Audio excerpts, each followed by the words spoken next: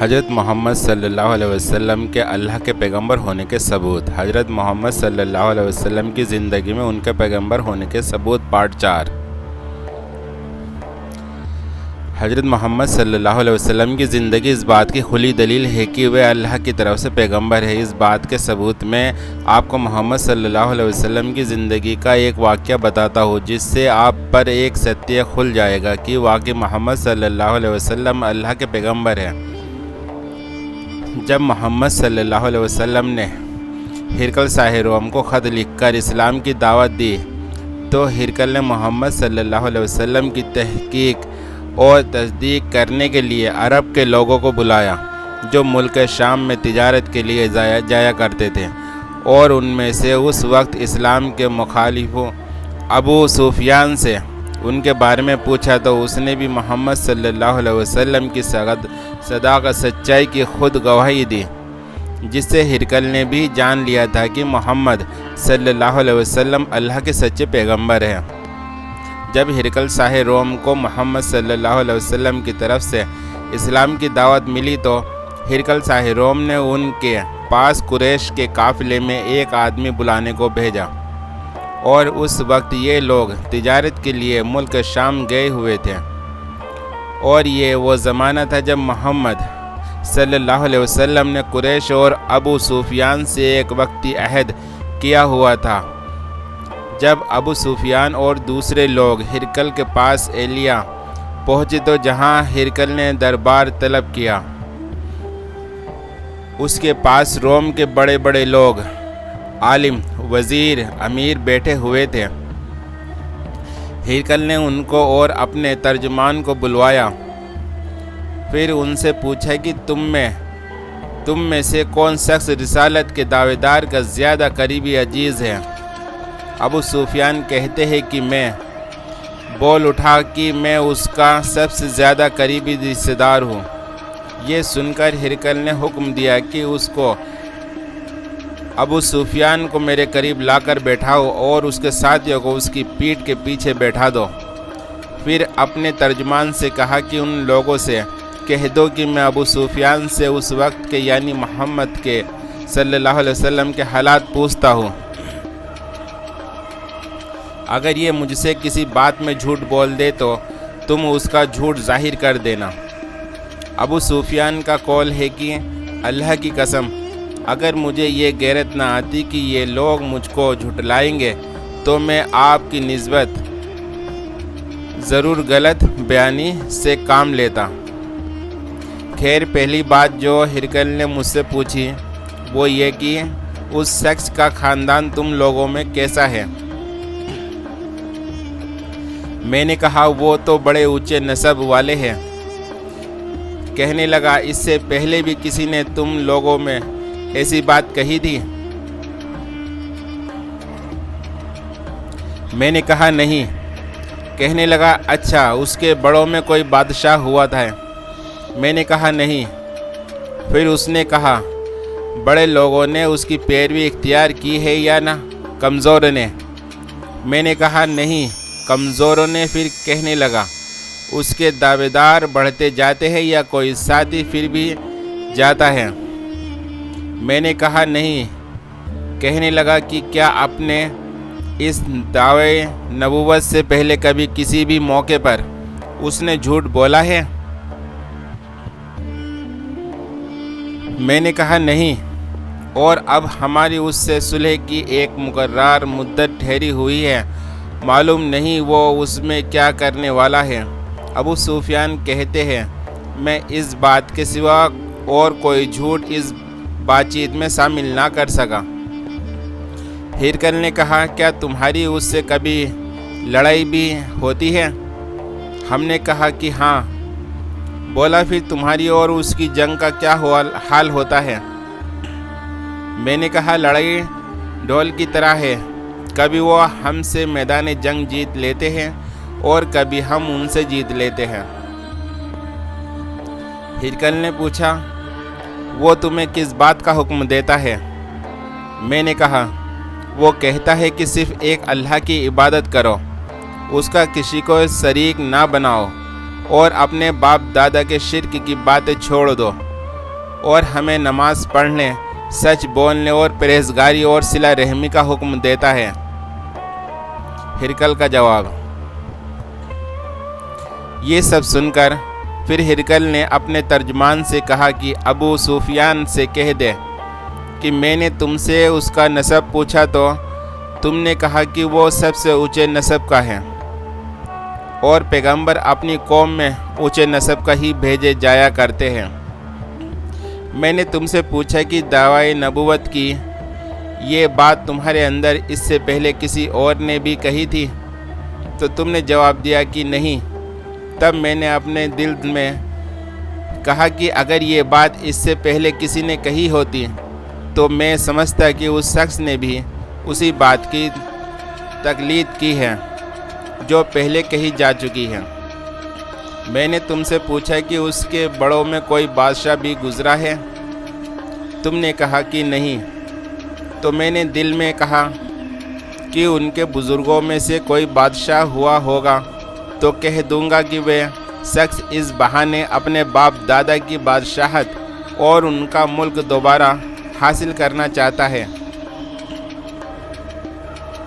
اور میں نے تم سے پوچھا کہ اس بات کے کہنے یعنی پیغمبری کا دعویٰ کرنے سے پہلے تم نے کبھی اس کو برا بھلا کہنے کا الزام لگایا ہے؟ تم نے کہا کہ نہیں۔ تو میں نے سمجھ لیا کہ جو شخص آدمیوں کے ساتھ برا بھلا کہنے سے بچے وہ اللہ کے بارے میں کیسے جھوٹی بات کہہ سکتا ہے۔ اور میں نے تم سے پوچھا کہ بڑے لوگ اس کے پیرو ہوتے ہیں یا کمزور آدمی؟ تم نے کہا کمزوروں نے اس کی پیروی کی ہے۔ تو اصل میں یہی لوگ پیغمبروں کے مطمئن اور پیروکار ہوتے ہیں۔ اور میں نے تم سے پوچھا کہ اس کے ساتھی بڑھ رہے ہیں یا کم ہو رہے ہیں؟ تم نے کہا کہ وہ بڑھ رہے ہیں، اور ایمان کی کیفیت یہی ہوتی ہے یہاں تک کہ وہ کامل ہو جاتا ہے۔ اور میں نے تم سے پوچھا کہ آیا کوئی شخص اس کے دین سے ناخوش ہو کر مرتد اسلام کو چھوڑ دینا بھی ہو جاتا ہے؟ تم نے کہا نہیں۔ تو ایمان کی خاصیت بھی یہی ہے، جن کے دلوں میں اس کی خوشی رچ بس جائے وہ اس سے لوٹا نہیں کرتے۔ اور میں نے تم سے پوچھا کہ آیا وہ کبھی عہد توڑتے ہیں؟ تم نے کہا نہیں۔ پیغمبروں کا یہی حال ہوتا ہے کہ وہ عہد کی خلاف ورزی نہیں کرتے۔ اور میں نے تم سے کہا کہ وہ تم سے کسی چیز کے لیے کہتے ہیں، تم نے کہا کہ وہ ہمیں حکم دیتے ہیں کہ اللہ کی عبادت کرو، اس کے ساتھ کسی کو شریک نہ ٹھہراؤ، اور تمہیں بتوں کی پوجا سے روکتے ہیں، سچ بولنے اور پرہیزگاری کا حکم دیتے ہیں۔ اس لیے اگر یہ باتیں جو تم کہہ رہے ہو سچ ہے تو بہت جلد وہ اس جگہ کا مالک ہو جائے گا جہاں میرے یہ دونوں پاؤں ہیں۔ مجھے معلوم تھا کہ وہ پیغمبر آنے والا ہے، مگر مجھے یہ معلوم نہیں تھا کہ وہ تمہارے اندر ہوگا۔ اگر میں جانتا کہ اس تک پہنچ سکوں گا تو اس سے ملنے کے لیے ہر تکلیف گوارا کرتا۔ اگر میں اس کے پاس ہوتا تو اس کے پاؤں دھوتا۔ ہرقل نے محمد صلی اللہ علیہ وسلم کا وہ خط منگوایا جو آپ نے دہا کلبی رضی اللہ عنہ کے ذریعے حاکم بصرہ کے پاس بھیجا تھا، اور اس نے وہ ہرقل کے پاس بھیج دیا تھا۔ پھر اس کو پڑھا تو اس میں لکھا تھا،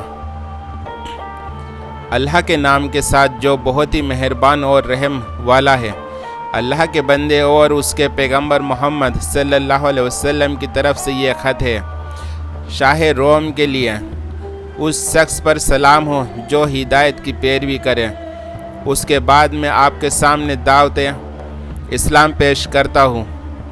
اگر آپ اسلام لے آئیں گے تو دین اور دنیا میں سلامتی نصیب ہوگی، اللہ آپ کو دوہرا ثواب دے گا، اور اگر آپ میری دعوت سے نافرمانی کریں گے تو آپ کی رعایا کا گناہ بھی آپ ہی پر ہوگا۔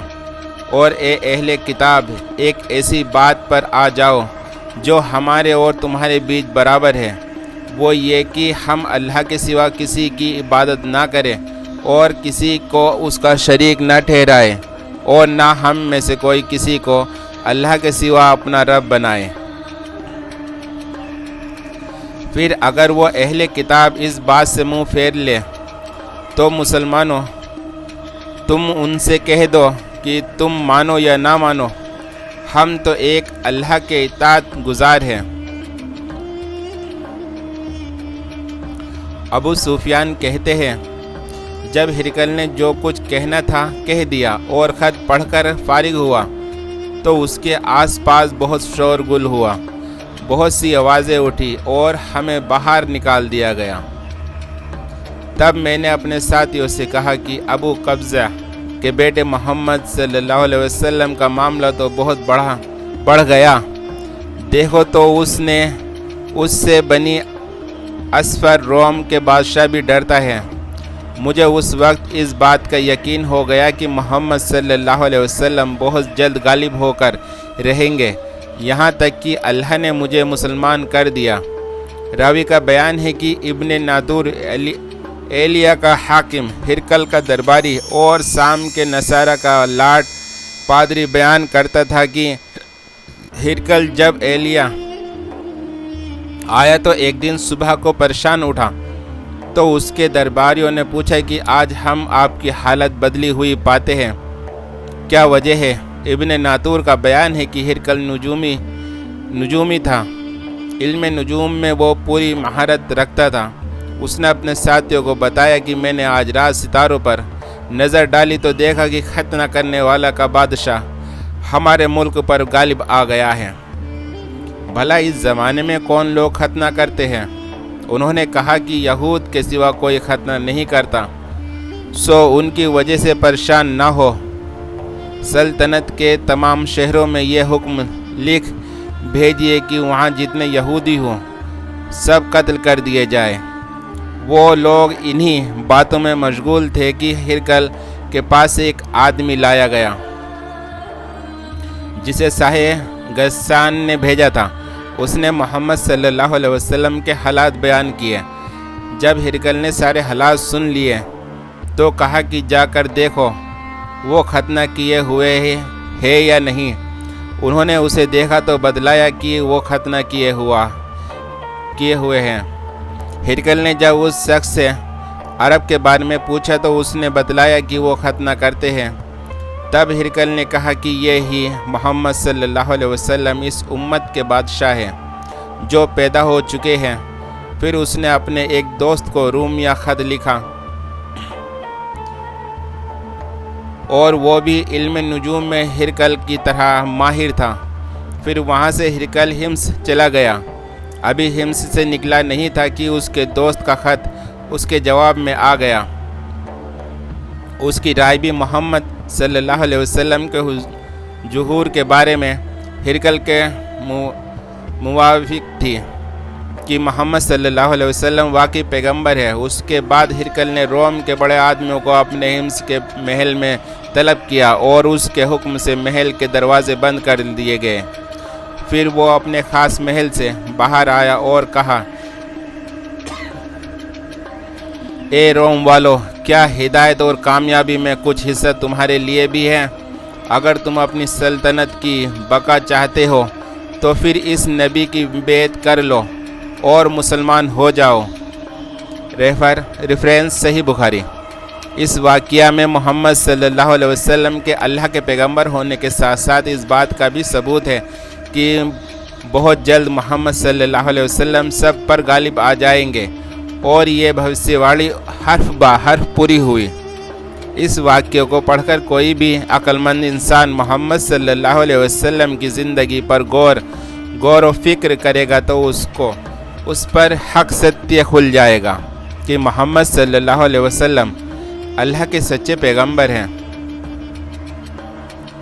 میں جانتا ہوں کہ اس لیکھ کو پڑھنے والے آپ سب بھی عقل مند انسان ہیں، اس لیے میں آپ سب کو حضرت محمد صلی اللہ علیہ وسلم پر ایمان لانے کی دعوت دیتا ہوں، جس سے آپ محمد صلی اللہ علیہ وسلم کی تعلیمات پر چل کر اپنے رب کو راضی کریں اور اپنے اس دنیا میں آنے کا مقصد پورا کریں، جس سے آپ اس دنیا کے بعد کی زندگی میں کامیاب ہوں۔ آپ ہمارے چینل پہ ہے نہیں تو ہمارے چینل کو سبسکرائب کریں، لائک کمنٹس اور شیئر کرتے جائیں۔ السلام علیکم ورحمۃ اللہ وبرکاتہ۔